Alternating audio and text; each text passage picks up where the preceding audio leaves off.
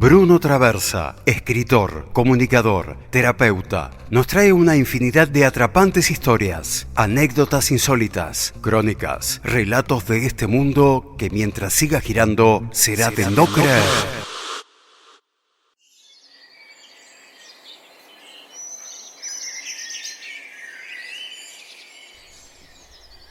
Charles Waterton nació en Walton Hall, Yorkshire, al norte de Inglaterra. De una familia noble católica que descendía de Reiner de Waterton, se dice que su ascendencia incluye numerosos santos: Santo Tomás Moro, Santa Matilda, Santa Margarita, San Humberto de Saboya, San Luis de Francia, San Vladimiro y Santa Ana de Rusia. Los Waterton siguieron siendo católicos después de la Reforma Anglicana y, en consecuencia, la gran mayoría de sus propiedades fueron confiscadas.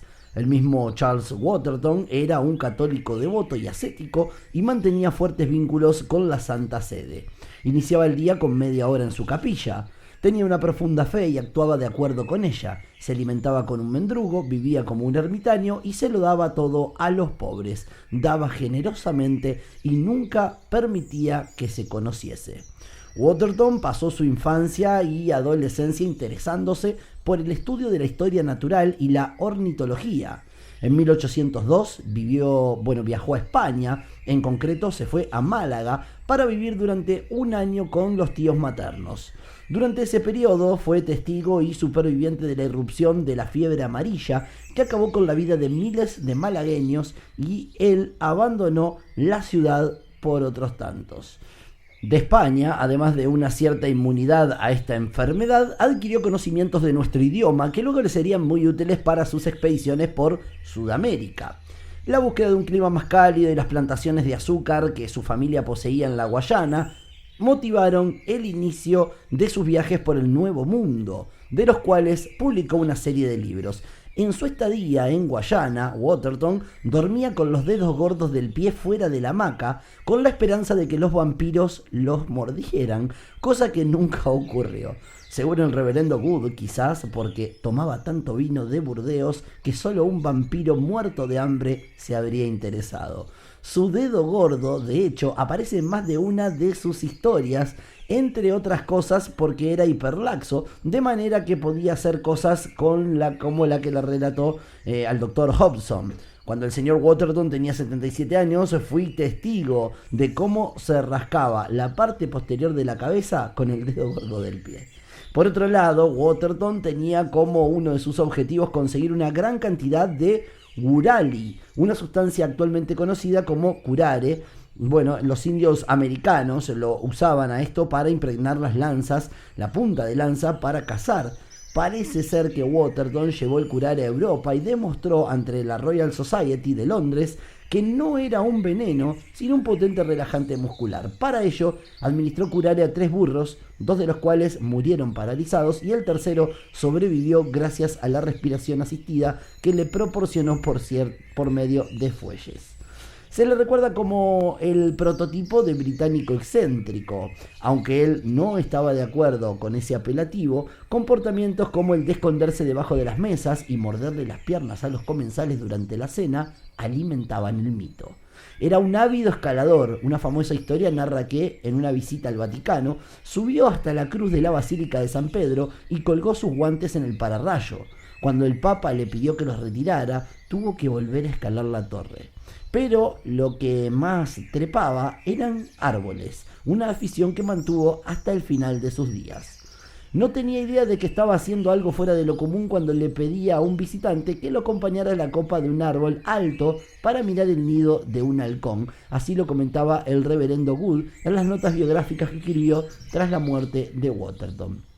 La personalidad multifacética de Waterton le llevaría también a la práctica de la taxidermia, pero su vertiente en esta rama del arte fue un paso más allá y le encumbró como el principal representante de la taxidermia caricaturesque, posteriormente denominada como naturalización grotesca. O sea, las creaciones más famosas del naturalista, como son Noctifer y Nondescript, están realizadas a partir de varias partes de animales que configuraban misteriosamente con posiciones semejantes a algunos de sus enemigos políticos. En Nondescript, por ejemplo, estaba elaborado con diferentes partes de un mono aullador y su dibujo aparece al comienzo de su obra Wanderings in South. Waterton aseguraba que era una nueva especie de animal que encontró en uno de sus viajes, negando al mismo tiempo que esa criatura tuviera nada que ver, pese a su parecido, con J.R. Lushington, el secretario de aduanas que le había impuesto una elevada tasa cuando llegó con pieles al puerto de Liverpool en 1821.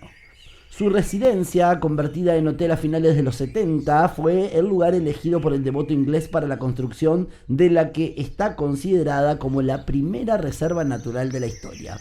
En 1820 comenzó a levantar un muro de piedra de unos 5 kilómetros alrededor de la finca para proteger la vida salvaje de los cazadores y de la expansión de la industria. Allí plantó e instaló nidos artificiales para aves. En esto último también se lo considera un pionero. La reserva, cuyo muro tardó 5 años en erguirse, le permitió la introducción y conservación de especies y la cría de la garza, su ave favorita.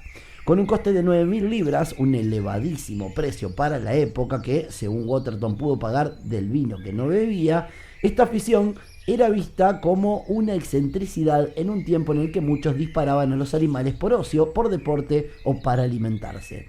Al día de hoy, su iniciativa se podría comparar con las políticas de conservación de especies como el oso o el lince en España.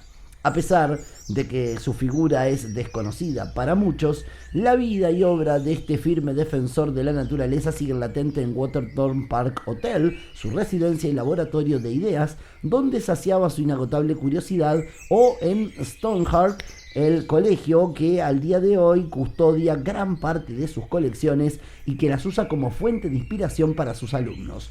También el Museo de Wakefield le dedica una exposición que recoge algunas de sus creaciones de taxidermia, o el caimán que capturó en uno de sus viajes, y un monstruo de la divulgación científica y la protección de la naturaleza como David Attenborough, gran admirador de Waterton, le describió como una de las primeras personas en reconocer no solo que el mundo natural es de vital importancia, sino que necesita más protección en la medida que la humanidad requiera más y más de él. Este hombre, pionero en oponerse a la contaminación desde el principio, lo cambió todo allá por 1839 cuando demandó a los dueños de una fábrica de jabón que contaminó su propiedad con desechos. Obtuvo así el desplazamiento de la fábrica. Murió de una caída, se rompió las costillas que le pincharon el hígado. Su cuerpo está hoy enterrado a poca distancia del lugar del accidente. El folclore local afirma que Waterton todavía ronda la propiedad y ocasionalmente toma la forma de una garza blanca, una especie común en Guayana. Su historia, sin duda, es de no creer.